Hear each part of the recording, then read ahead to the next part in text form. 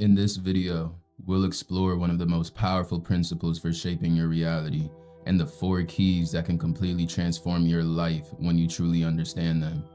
Each key builds upon the last, so be sure to stay to the end because the final key is the most important, leading to a final insight that brings the whole picture into focus. One of the most powerful principles in all of reality, one that can completely reshape your life, is what I call the mirror principle. This isn't about chasing 1,000 new strategies, forcing your way through endless to-do lists, or hustling until you burn out. It's about the most intimate and confronting work you can do, becoming the version of yourself you want to see reflected in your world. If you want to become a millionaire, you have to become one internally. If you want to experience deep love, you have to first cultivate the ability to receive love. Because reality is a perfect mirror. It will not give you what you want, it will give you what you are. Here's the first truth of the mirror principle. If nothing changes inside you, nothing will change outside you. And the opposite is just as true. If you transform internally, the outer world has no choice but to follow. Reality is constantly holding itself up to you like a mirror, reflecting your relationship with yourself and with life itself.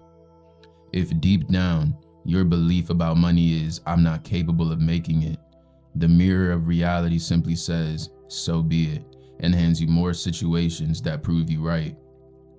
The mirror doesn't judge. It doesn't ask questions.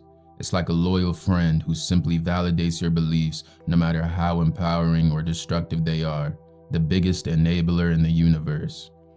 So if you want to change what you see in the mirror, you don't smash the reflection, you change the image standing in front of it. The first key to shifting your reality is shifting your self-image and worldview. Your reality reflects 2 things: how you see yourself and how you see the world. If you see yourself as not good enough, the mirror shows you proof of that over and over. If you see the world as hostile or unfair, reality keeps delivering you experiences to reinforce that belief. But when you begin to consciously craft a new identity and worldview, the identity of the person already living the life you want, the reflection has no choice but to change. Start by asking yourself, who am I when I already have the life I'm dreaming of? What qualities do I embody? How do I see the world when that reality is my normal? Once you're clear, build affirmations around your identity and your worldview. For identity, I am worthy. I am a magnet for abundance. For worldview, the world conspires in my favor. Everything unfolds in divine timing. Repeat these every day, not as empty words, but as a choice to step into that identity now. The first key to understanding the mirror principle is recognizing that reality is not simply a stage where random events play out. It's a reflection, a living echo of the relationship you have with yourself and the way you perceive the world. Every belief you hold, every expectation you carry is like a subtle message you're sending out to this universal mirror. If you believe deep down that you're not worthy of success, the mirror doesn't judge you. It doesn't ask if that belief is true. It simply says, "Understood. Here's more proof of why you're not worthy." And it reflects circumstances, people, and opportunities, or the lack of them, to confirm what you've been broadcasting. It works the same way for your worldview. If you see the world as hostile, unfair, and stacked against you, the mirror will show you more situations that feel hostile, unfair, and stacked against you. And if you see the world as generous, abundant, and filled with possibility, it will reflect that too. This is why people who carry a certain energy seem to attract similar experiences again and again. The mirror of reality is like a loyal friend who always agrees with you, for better or for worse. It's not going to correct you, it's going to validate you. The mistake most people make is trying to manipulate the mirror directly, trying to change the reflection without changing the image that's being projected in front of it. That's like looking in a mirror, frowning at the reflection, and then trying to make the reflection smile without actually moving your own face.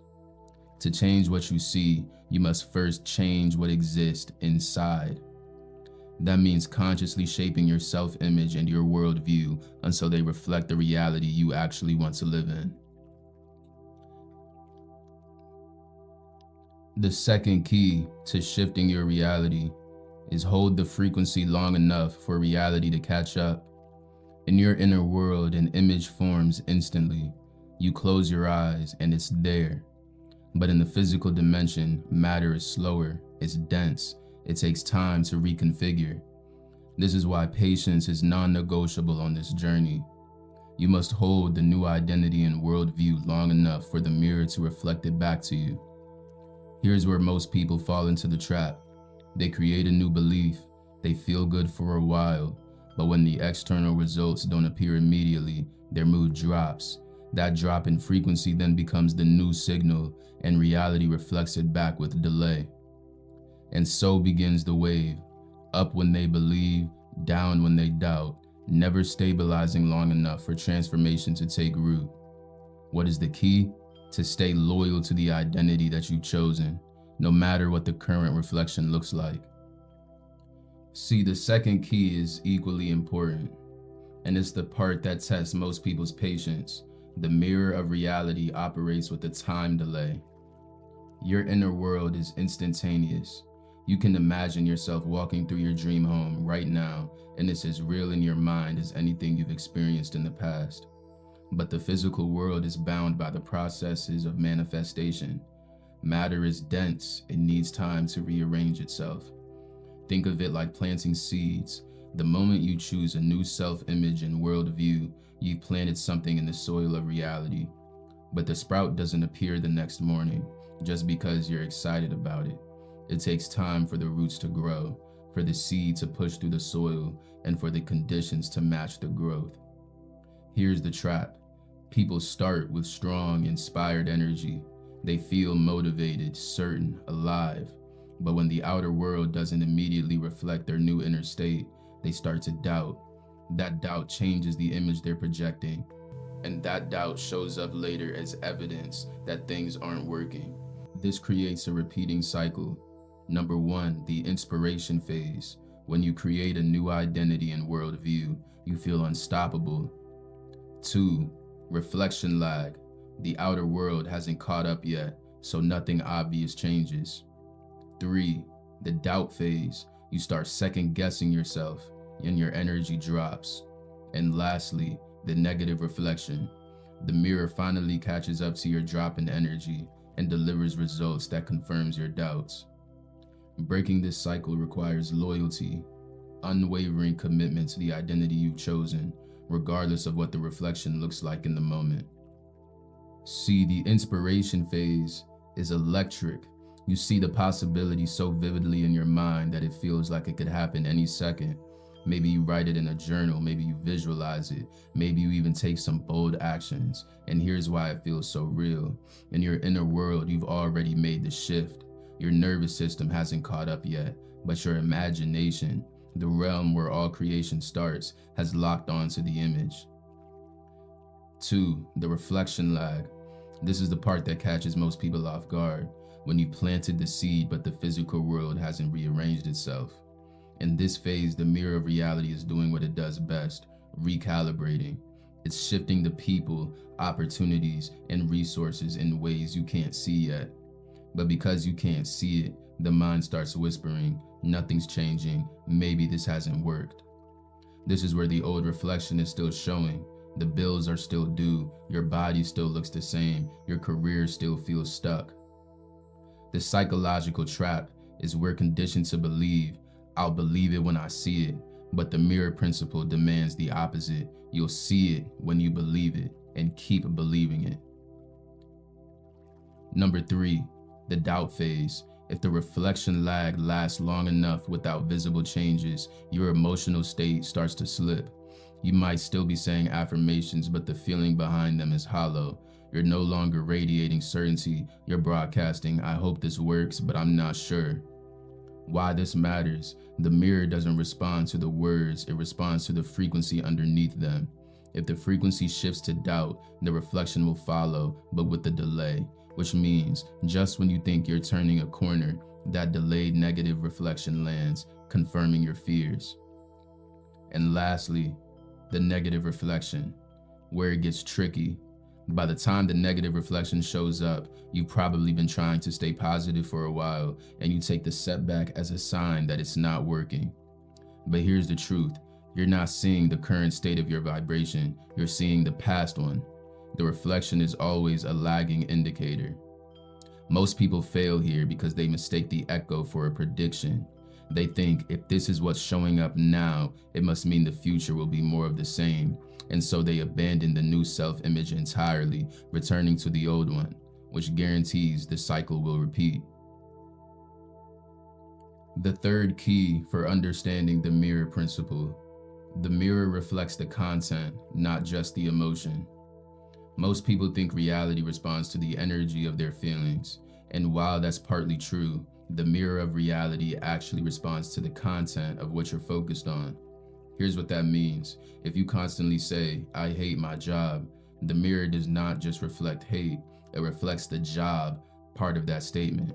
You end up with more circumstances that make you dislike your job even more. If you say, "I hate these bills," the mirror reflects the bills part, and you find more bills in your mailbox or more unexpected expenses popping up. This is why complaining or focusing on what you don't want keeps those exact situations alive in your life. The mirror isn't punishing you, it's simply confirming your focus. There's a scarcity mindset versus an abundance mindset. The difference is subtle but life-changing.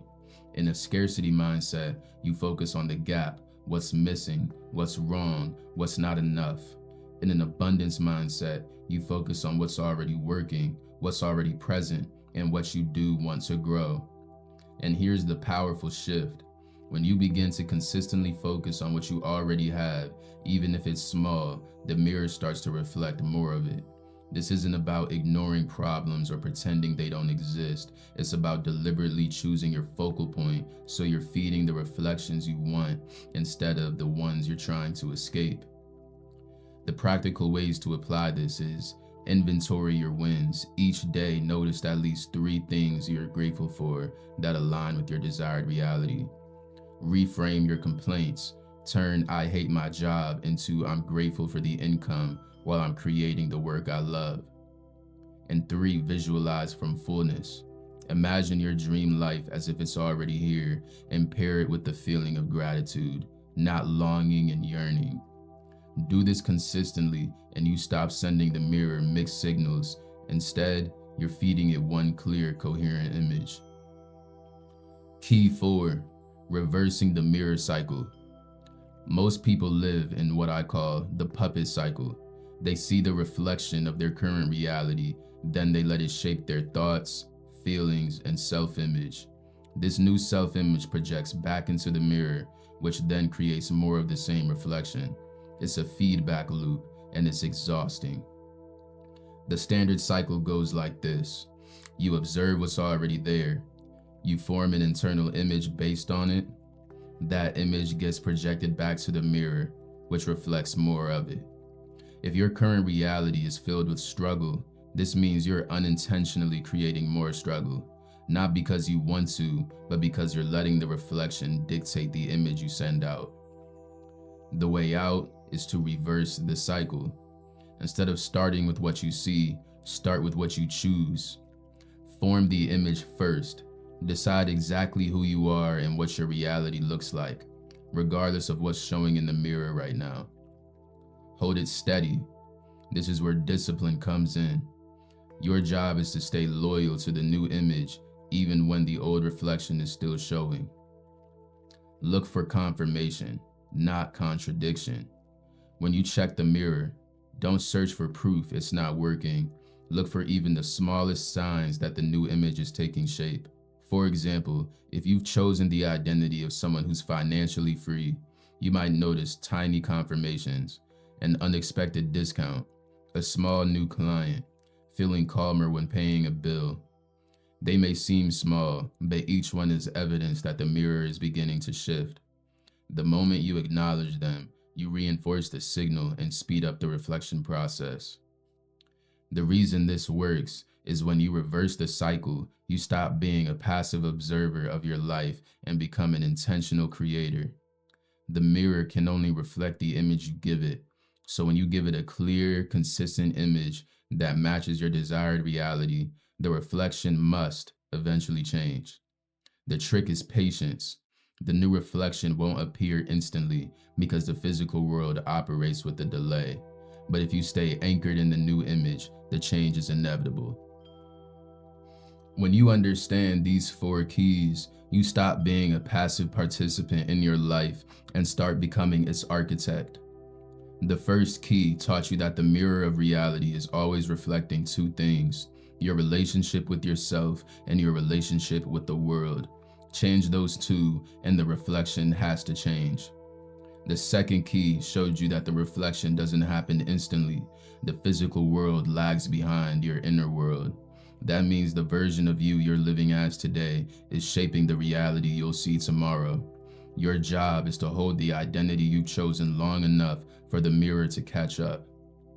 The third key revealed that the mirror doesn't just reflect your emotional tone, it reflects the content of your focus. If you dwell on what you hate, you'll get more of it. If you focus on what you want and what you already have, you'll multiply it. And the fourth key gave you the formula for breaking free from the old reactive puppet cycle and stepping into the role of conscious creator. Instead of letting the current reflection dictate your image, you create the image first, anchor it, and look only for signs that confirm it's working. When you weave these four keys together, you unlock the door to reality. Something shifts, not just in your mind, but in your being. You stop chasing change in the reflection, and you start creating it in the image you project. You realize the power has always been in your hands, not out there. But here's the truth most people miss. This isn't about dabbling. This isn't about trying it for a week and seeing what happens. The mirror principle works in direct proportion to your commitment. If you waver, the signal wavers. If you stay steady, the reflection becomes inevitable. So from this moment forward, I want you to decide. Decide who you are. Decide how you see the world. Decide what you'll focus on and what you'll affirm and what you'll allow into your inner world, because every one of those decisions is a command to the mirror of reality. And when you command it with clarity, consistency, and above all, conviction, there's only one possible outcome. Reality bends at your will. The reflection changes. The life you've been waiting for stops being something you chase. It becomes something you live. The mirror is in your hands now. Choose your image, hold it close, and watch what happens next.